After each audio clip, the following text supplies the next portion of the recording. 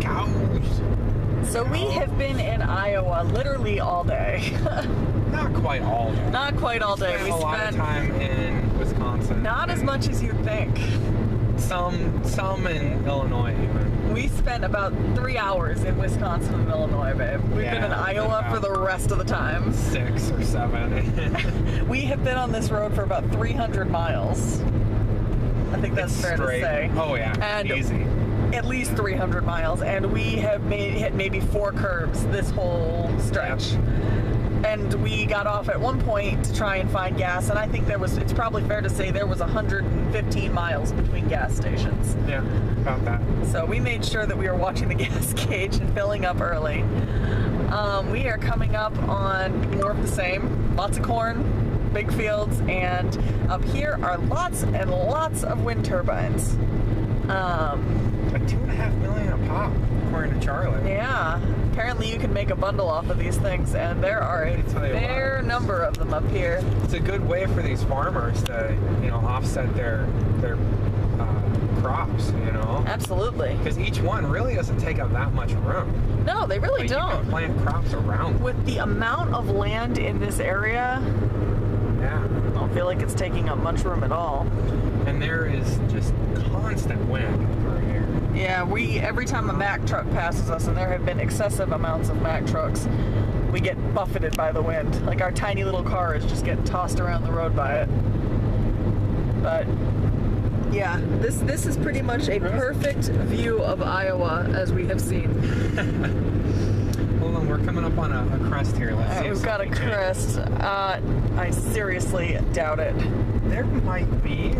How many of these wind turbines can you count? A lot. I'm not even gonna bother. 1, 2, 3, 4, 5. 1, 2, 3, 4, 5, 6, 7, 8, 9, 10, 11, 12, 13, 14, 15, 16, 17, 18, 19, 20, and that's just the ones right here. There's a whole nother farm over here and a whole Yeah. nother farm over here. But I mean, look at how they're set up here. Hold on. People scream about, oh, it's gonna take up too much land. I mean, that's not a very big area. I mean, they don't even have it. It doesn't even look like there are roads going to each one, and there are no fences. So I mean, that's got to be, I don't know, 10 by 10. I don't know, but there's a whole bunch back there. Jesus, Yeah, it's like watching a whole bunch of pinwheels. But it's very impressive. it Honestly. is. It really is. There, see, you can see how Yeah. they're just set up there. But the other thing, I guess the only real downside with the wind turbines I've heard is that occasionally they kill a couple birds. Whatever. The But- birds will figure it out. Ridiculous. Yeah. But that's like saying that cars kill deer, so honestly,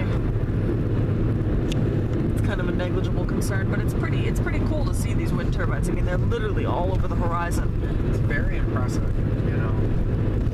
If I had land like these farmers have out here, and somebody approached me and said, hey, we want to build 10 wind turbines on your land, and you'll never pay for electricity again, and you'll probably get some money from the turbines, I'd go for it in a heartbeat. Absolutely. They're not even ugly. No, they're really not. I mean, it's a white windmill, is essentially all it is. Yeah, they're really not unattractive. It's very cool. And it looks like this one's just sitting in the middle of the cornfield. So I mean, honestly, Yeah, I mean, farmer probably just drives right around it when he harvests the corn. I mean, it literally is sitting in a field of corn. yeah. It breaks up the Landscape a little bit. landscape a little bit, breaks up the horizon, so that's good. I'm looking at the horizon and it's like, oh, look. We are decidedly in the middle of the country now. We are squarely in the breadbasket of America. Yeah, this is I think about as Midwest as you can call the Midwest before we actually hit the West. We were a little bit further south. This is the Midwest. Yeah. Iowa is the Midwest. Kansas is the Midwest. We have not seen Kansas this No, we trip. are not going to hit We're Kansas. not going to hit Kansas. Brian has been in Kansas. I have no desire to go to Kansas. Kansas is miserable, especially in, November. Let's not go to Kansas. December. Oh God. Well, you can really see everything along here. What's really cool about this is we're driving along, we were talking about the fact that, you know, out east, or back east, I should say, you have to work to make something plantable, a field plantable. There's more cows over there? To make a field plantable. Out here, I mean, literally, it just looks like they just ran a tractor over, made sure there weren't a ton of rocks or something. Yeah. And Really, that's all you have to do. you know, most of these trees are artificially planted, like they're brought in. Yeah. They're not, you know, they're not natural.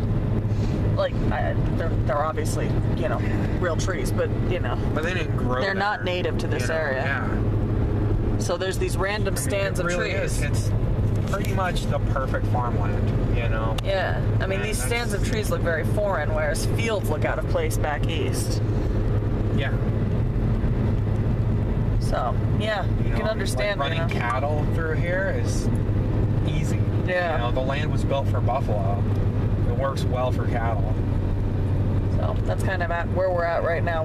We have about 50 miles left before, I think just before we're going to hit the South Dakota border.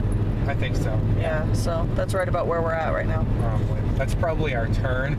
It's just congratulations, you're in South Dakota. Okay, stay on this road. Yeah.